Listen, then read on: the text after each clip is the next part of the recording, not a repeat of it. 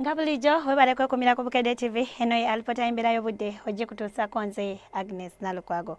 Akasana kasenga bwe kakuba mu biseera eby'olwegulo yadde ng'ate ebitundu ebimu bibaddemu n'enkuba era nga kino kiviiriddeko mu kuba gw'enkuba okuba nga gusaasaanidde mu bitundu by'eggwanga ebitali bimu.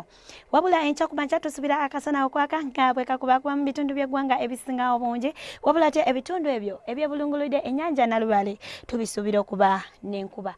Ng'olweggulo tusubira enkuba okutonya mu bitundu by'eggwanga ebisinga obungi, wabula ate nga n'ebbugumu erya waggulu lijja tukyada ku degrees 33 eyo mu Kotido. So nga ate ekibuga ekikulu Kampala tusuubira ebbugumu okutukyada ku degrees 28. Olwo mu nsozi ez'Ekabale ebbugumu lijja tukyada ku degrees 25.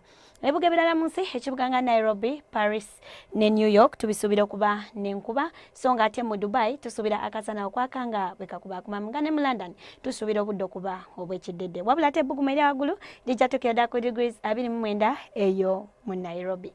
Ebyo tusobodde okufunayo okuva mu kyonge ky'eggwanga ekivunaanyizibwa ku Embeera y'obudde okufuna ebisingakawo bisange ku mutimbagano gw'ekitongole kyaffe nga gulambikiddwa ku lutimbe lwa TV yo. Nze Agnes Nalukwago sigala nga yekumira ku BUKEDDE TV.